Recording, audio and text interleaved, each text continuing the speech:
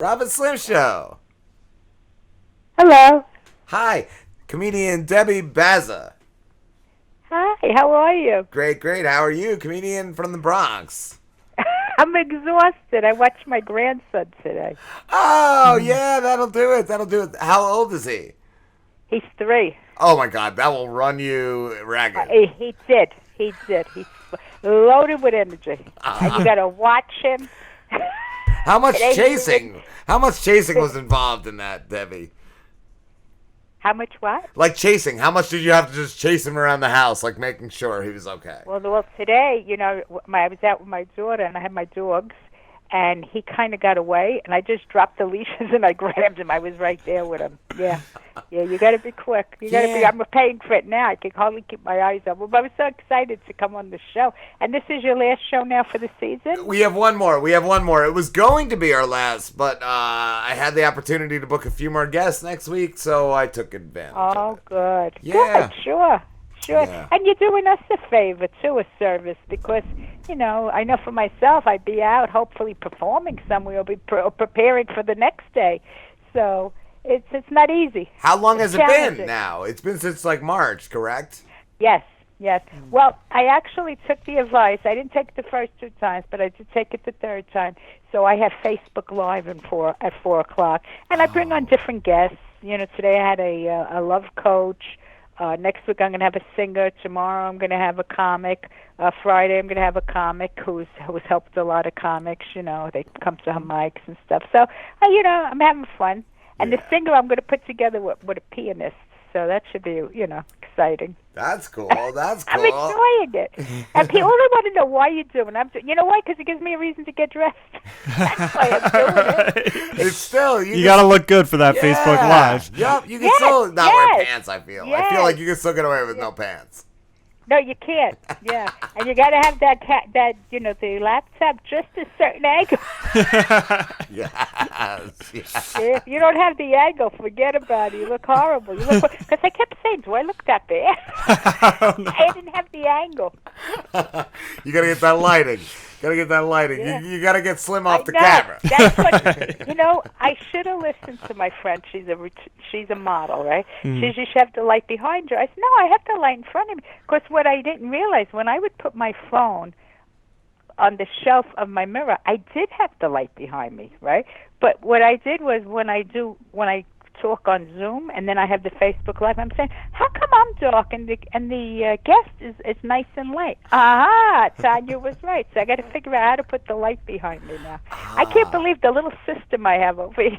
A makeup mirror, and sometimes I have an eyebrow pencil to keep it from straight. Oh, it's insane. Oh, it's insane. Jeez. How long have you been doing comedy for, Debbie? This time, about 10 years altogether. But you know what it was? I used to try when I was younger, but I used to get nervous, anxiety, so I always stopped. I stopped more than I started. And then people would tell me, I even took an acting class, you should do comedy. And then my daughter, the last time before I started doing it steady, she came out with me, and she ended up really focusing on it. She had the drive, and she's doing very well, God bless her. So I started doing it, and I wouldn't stop because I knew if I stopped, I'd never get back to it. So, yeah. But I love it. I really do. I love it. I hate it. Sometimes when I have a big show, I wake up and I say, oh, my God, it's today. But I love it. It's just, sometimes it's challenging. It's, like to get ready, and you want to make sure you do a good job. The bigger the show, the more, Sometimes, like you said, though, the next day, like sometimes I go into my regular job the next day, and I'm like, oh, my God, I have to deal with regular people. I was talking to celebrities. I was talking to Debbie Bazza last night. Like, it's rough. It's rough some days. Yeah. And people say, oh, my God, you drive so far just to do like 10 minutes. I says, that's my job, driving and getting there. The comedy's not my job. I love doing it. What's the farthest you've traveled to do comedy? I actually drove to my friend in Massachusetts, and I stayed at her house. And then on the way back, I did another show, and I drove home. Yeah. Wow. Yes, that was like 4 hours. Oh, because I'm from the Bronx. Yeah. Yeah. Like you know. I did. I knew. From the Boogie Down Bronx. Yeah. So, but it's fun. And then I go with my friend. A lot of times she'll drive. So we try to do things together. Has It's comedy nice to have the company. has comedy changed in the Bronx at all over the years that you've done it? Well, I didn't really do it a lot. It's now that I'm doing comedy. Okay. Because then it was just like doing mics, maybe doing a show for my 12-step program. But now I'm really doing the comedy. That's where I learned I was funny, when I used to talk about my mother. She used to push my buttons. And we would say, you should do comedy. So that's it. That's great. You went from being a mother and a housewife to comedy, right? Yeah. Yeah. Well, the housewife and mother, that was really a career choice heavily pushed from my parents, in the Bronx, Like, there was no push for college or anything. When my cousin went to college, they were like, oh, what is she looking for, a better husband? Like, it was like a waste. Like, what does she need an Who does she education? think she is? Get married and have kids. You don't need that. Who does she think she is over there? I know. And then when I got my GED, and I got a higher score than my mother, she says, oh, it must be easier now. Oh, no. And I told her, I said, I'm thinking of going to college. She says, Deb, don't get smarter than Joe. Which was easy, because Joe didn't even have his GED, so I already was smarter than Joe. But that was growing up with my mom and dad. And my father did comedy, too, during the Depression. Oh, wow. Yeah. Wow. Yeah, it's the lineage, yeah. It runs That's through. it. That and diabetes runs through our veins. Comedy and I diabetes. feel like some people though just are naturally comedians. Like, Yeah. we work with people who just have it. They just have it. You always see that in every day. Yeah. I'm gonna close the window real quick, Debbie. It's pouring. Yeah, give us a second here. It's pouring, and you can okay, hear the yeah. rain. It's raining bad. Rain's blowing in. Yeah. It's like Wow. a tsunami. Yeah, hurricane was the next on the list for the That's Plagues. 2020. Our houses are gonna be blowing Wow. down. In Now, the where next- am I calling you? Where are you calling in? Where am I calling in? New Jersey. New Jersey. We're Oh, you're in New Jersey. What part of New Jersey? south by like Long Beach Island. Yeah, like 40 minutes from Atlantic City. We're kind of in that area. Oh, wow. So you're almost Philly then, right? Yes. You're so Yes. far out? I was from the north, and then I moved down here, and I was like, "What the fuck is going on down here? This isn't New Jersey." Well, I'll tell you where we used to go every summer, because my degenerate gambling husband wanted to go on vacation every summer. We went to his aunt's in Crescent, Pennsylvania. The only thing to do out there was church, bingo, and eat. We all came home like fat pigs. Nothing to do out there. No gambling there, though. Why do you Wait want a to minute. go there? Yeah. What's that? Why do you want to go there, though? There was no gambling. Well, no. Well, you don't understand what the trip was. The trip consisted of going to Aunt Jen's for about 10 days, and she would keep saying, when are you leaving? And my husband was oblivious to it. And then on the way back, we had to stop at AC. And I was in the corridor with the two kids waiting for him to gamble long enough to get a food voucher. for the buffet, right? We want and one dinner. time we're online, and he hears another degenerate gambler saying, I have an extra food voucher if anyone wants to sit with me. Do you know he pimped me off to sit with that guy? You had to go sit with another guy? Yeah, just for him to save the money. I know. He says, oh, she'll sit with you. Yep. That was Joe Appalucci, my second husband. Yep. Wow. What did the first one do that was worse? The first Oh, one. the first one was a drug addict. Oh, okay. Yeah. Yeah. No, but I tell you, our marriage worked. I mean, he was always with me. I got to be honest. I mean, we did everything together, shop, or the wash. He was always home watching TV. He'd be so cute. He'd be nodding out, from the heroin. But he never... I was going to say, you did everything together, like the heroin. He couldn't leave. He couldn't leave. He had addictions. But you know what the problem started? When I got pregnant. My mother kept harping. She said, Deb, how are you going to live with a man? How are you going to raise a child with a drug addict? Yeah. So he got his GED. He got on methadone, and he started working, but he was never home. So that was the problem. Yeah. So that's why he was out with the boys. I went out with the boys, and I looked for my second husband. I was on a mission. Oh, I have to say, ladies, if you're looking to get married, it's a little difficult. Marry the first one, get it out of the way. The second one will be so much easier. That's what I tell my daughters. Marry the first one, get it out. Yeah, get it all out. It's nice. It's nice. You have somebody when your feet are cold in the winter. I'm actually looking for my fourth husband. It's not easy right now. Slim's right here. Slim is right here, Debbie. Yeah.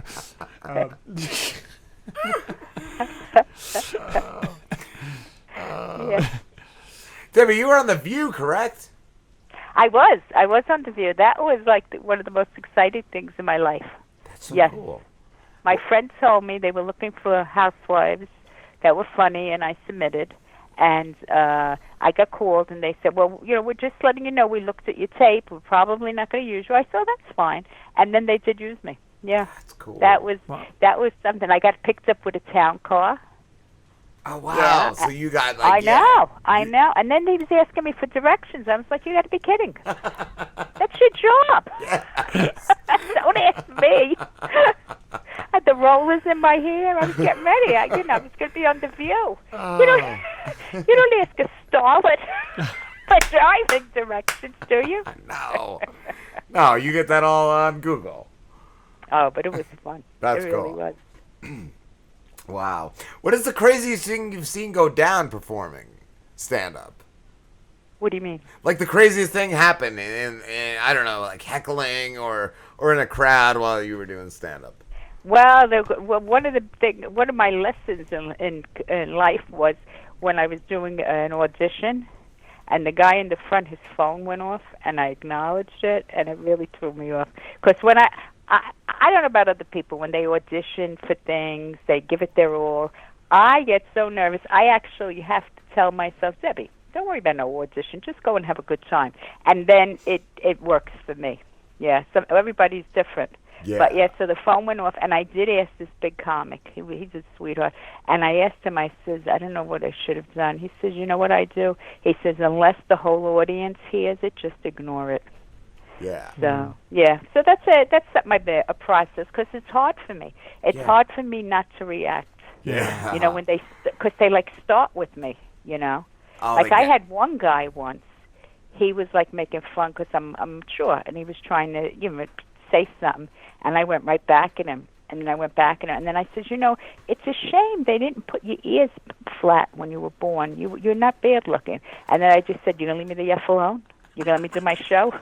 And he just laughed. He didn't say a word. Because the thing is, when people see me, I'm mature, and I'm kind of, you're pleasant looking, like a nice mom, know. And then they start with me. And I don't know. I think it's that rising Scorpio in me. I just go right at them. Oh, you're one of those? Yeah, my sister's a Scorpio.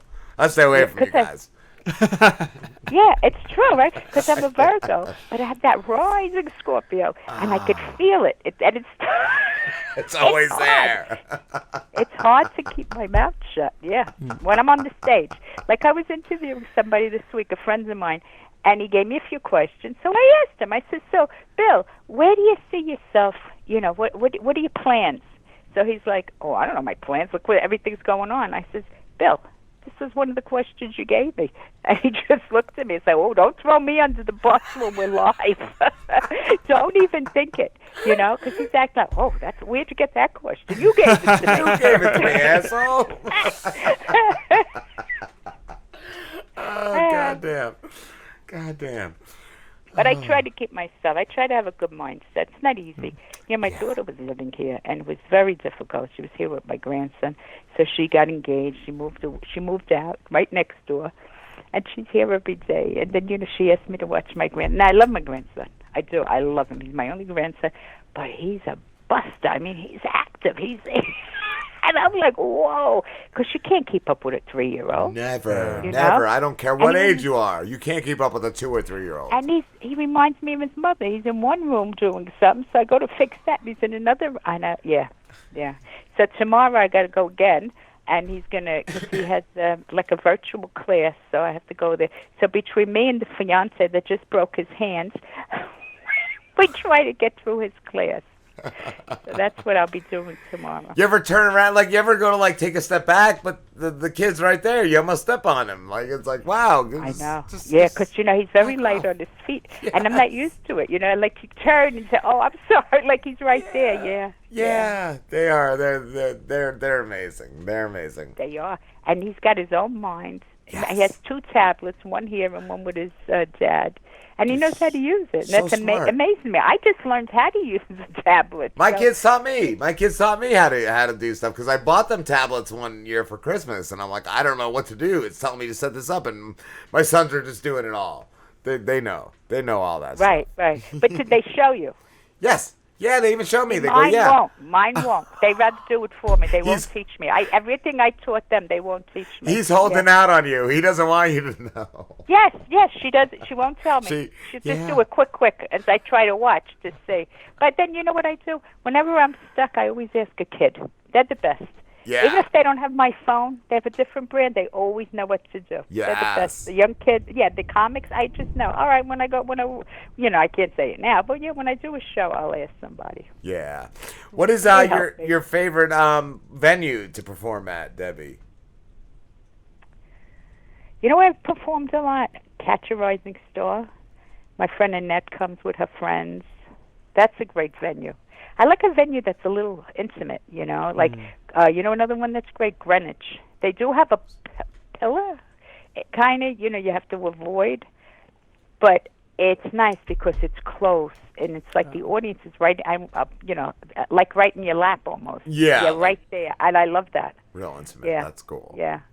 But I've also done, I did senior places. I've done urban rooms, mainstay. Yeah, I do whatever. I just turn it up. Some comics don't. Some comics feel that this is their comedy, and they stick to it. And I respect them for it. But me, listen, I'm glad for whatever work I could get. So I just keep switching it up. Just put it right in their face. Yeah.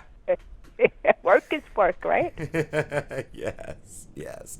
And who, if anyone, would you love to perform with? I would love to work with Adrienne Appalucci again, my daughter. She's the one. She's doing well. And you know who else was great? Joey Cola. Oh, he's crazy. Oh, he is so funny. There's so many comics, Bobby Collins, that I had the opportunity to open for. Fred Rubino. I don't know if you heard of Fred Rubino. That man is on fire. Wherever he performs, the place fills up. Great comic. And you know what? He's just like, he's a man from Brooklyn. He talks very, he's down to earth like me. He talks about his GED and, and just his life. And, he's Italian. And they love him. They come with gifts for him. Yeah, I was working with him a lot. And then there's a little something between him and his manager, so they're not really doing it as much together. But yeah, I know. My luck, right? I get in with a nice group, and then they break up. Oh, wow, it's pouring here now. Yeah, up there too. Yeah, we got it. We got it out here. I don't know what's going on today. Earlier today, it was like almost a tornado. Like I went outside to have a cigarette, and my hat blew off. And then I'm like, I gotta go back inside. I'm chasing my hat all over the yard. Like, fuck that. Fuck that. But you know what I think? I don't know how it is by you, but I think God is doing this just to get the picketers home, and maybe, because there's been a lot of looting and things. Yeah. So I think it's actually good. Last night I had trouble sleeping. I heard firecrackers. I said, I hope it's firecrackers. They had to board up the avenue, and I heard that some of the men, they got together and they stayed on the avenue. Sometimes that you got to do that. You got to protect what you have. Yeah, it's crazy times. I was gonna ask Debbie how it is up there. Yeah, well, I don't really go out. I just maybe go out with the dogs, but yeah, I had to go to the Avenue today, and I went real quick. I just went. I had to get my prescription. I came home with my car. I miss that. I miss that running around. Going to a show. I just miss it all. And also I can't wait to get moving again, because then I won't always be here, because this way my daughter knows where she can find me. You know what I mean? Because I don't know. I'm on my way out. I need $30, Ma. I'll be over in 10 minutes.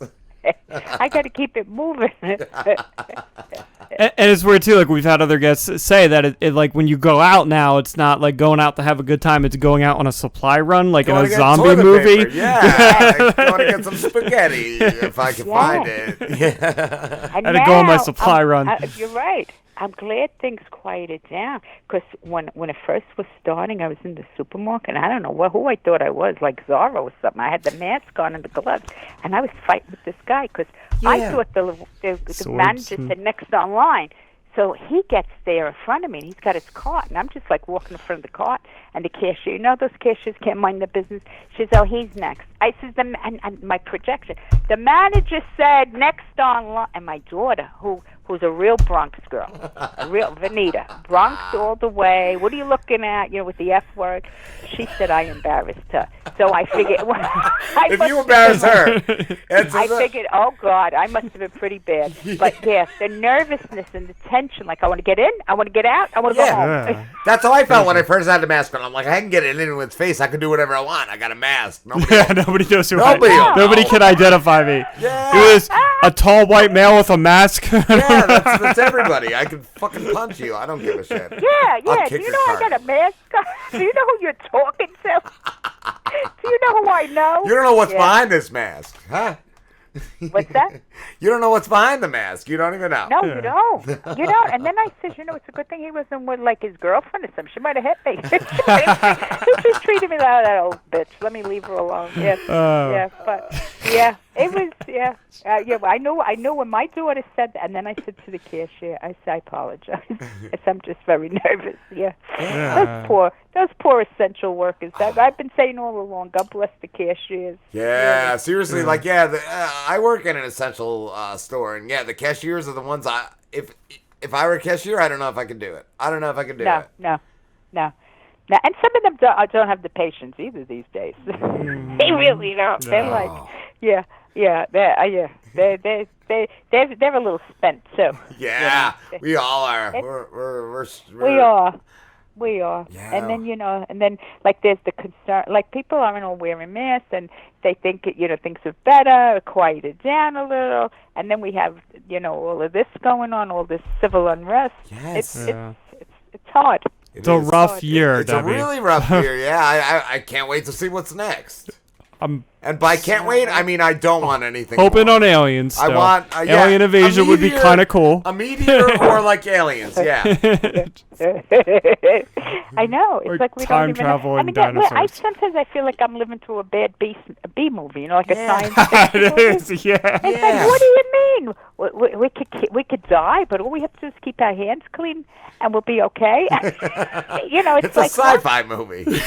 We're living a sci-fi movie right now. On the sci-fi original on the Sci-Fi Channel, which means there will be raptors at some point. Yeah, there'll be dinosaurs at some point. Right, like you could see somebody behind pulling the strings for the Sharknadoes. monsters. Like a real bad sci-fi. Yeah. Debbie, we have to wrap it up, and it's been a blast talking to you. Oh, I had a ball. I have to tell you, I was so tired. I said, oh, God, please give me the energy. But the two of you you made my night. You're amazing. You energized me. Oh, that's great. Where can everybody find you? Oh, I'm on Facebook, Debbie Bazza, Facebook Live, Monday to Friday. And hopefully I'll have shows too. All my shows, one by one, got postponed. Do you know, next week I was supposed to be in Vegas with my friend. We were going to go out there. We were going to see my friend Helene. We were going to see our other friend Lindsay. We had a few shows lined up, and we were going to live it up, Yeah. Yeah. God damn it. It'll happen, Debbie. Yes, God willing. From your mouth to God's ears, right? Fuck yeah, God. Let it be so. God's great. Fucking God is great. That's how we'll end this. Have a good one, Debbie. Take care, Debbie. Thank you, both. Bye. Can I hear this anywhere or no? Yeah, once it comes out, I will message you. I will message you the links. It will go up on Saturday morning. Saturday morning, and then the whole show will go up, and then the individual interview will go up on YouTube. And by Tuesday, I will send you all those links. All right, thank you. I hope for Saturday morning we weren't too risque. I mean, we're saying all kinds of words on this show tonight. I hope we're okay. Oh, we'll be okay. We'll be all right. If it's All not, right, I'll take your words for it. we'll get some holy water. We'll get cleansed. All right, and I don't know if you're in a studio. Get home safe. Thank you, Debbie. Thank you. We will.